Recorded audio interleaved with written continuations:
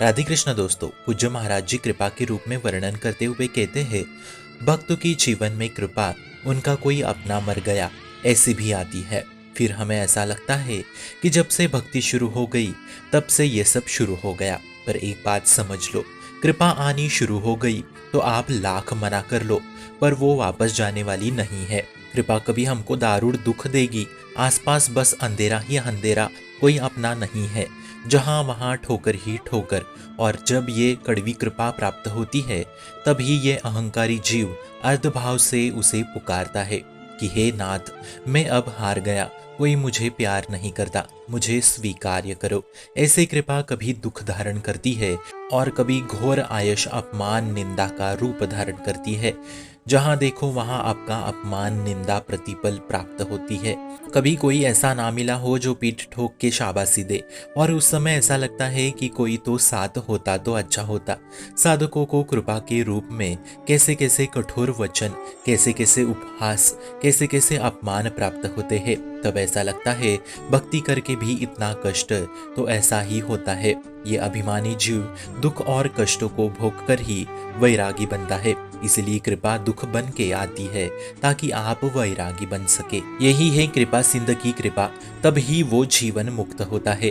किसी भी महापुरुष के चरित्र को पढ़ के देख लीजिए, आपका अपयश, अपमान, मान सम्मान का अपहरण, चहु ओर से निंदा, कभी सारे अपनों को छीन लेगी कृपा, यहाँ तक कि शरीर को भी बीमारी देके उसे कमजोर कर देगी। ये ऐसी कृपा चारों ओर से आपको घेर लेती है और केवल प्रभु के आश्रय के लिए एक उपाय छोड़ देती है। इसलिए कहते हैं, साधना तो अहंकार नष्ट करने के लिए होती है, भगवत प्राप्ति तो कृपा से ही प्राप्त होती है। 1% भी अहंकार आपके भीतर नहीं छोड़ती कृपा, इतना दर्द देगी, सच्ची मानिए। बहुत विचित्र भगवान की कृपा है और यहाँ से वापस जाने का भी कोई मार्ग नहीं है। पर ऐसा नहीं कि वो दुख देती है। जब मन वैरागी बनता है, अहंकार शून्य होता है, तो कृपा सुंदरता भी धारण करती है। बहुत बहुत यश प्राप्त होता है, चारों तरफ मान सम्मान, पद प्रतिष्ठा प्राप्त होती है, धन ही धन प्राप्त होता है, बहुत सफलता प्राप्त होती है, पुत्र, धन, दौलत, संपत्ति, हर व्यवस्था देती है कृपा। कृपा कभी ऐसा भी स्वरूप धारण कर लेती है, दारुण दुख दर्द एक क्षण में सब नष्ट कर देती है और चहु ओर बस प्रकाश ही प्रकाश फैला देती है। तब साधक को लगता है कि हाँ, हे भगवान की कृपा है। ऐसी कृपा सदैव कभी कड़वी औषधि, कभी मीठी औषधि बनती है।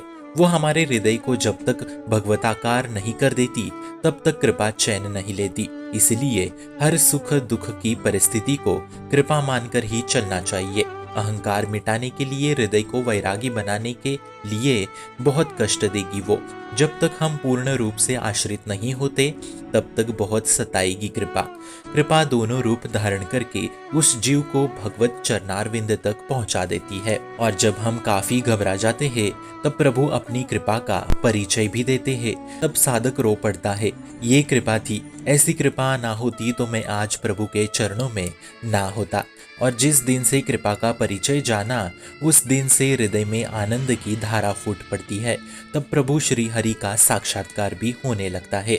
सत्संग से कृपा का परिचय मिलता है, संतों की वाणी से धैर्य मिलता है आगे बढ़ने का। इसलिए भगवत कृपा का आश्रय लेकर के जैसी भी परिस्थिति में हो, जैसी भी स्थिति आवे, तैयार रहना। ये दोनों प्रकार की कृपा आएगी, अनुकूलता से लेके प्रतिकूलता तक। और एक बात समझना, आप अकेले होंगे इस अवस्था में, हर दुख आपको सहना होगा। पूरी सृष्टि एक तरफ है और साधक एक तरफ अकेला है।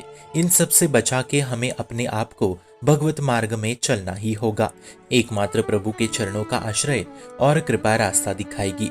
पर आप विपरीत मार्ग पे न जाके आश्रित रहे, सदैव आप पे बहुत कृपा है।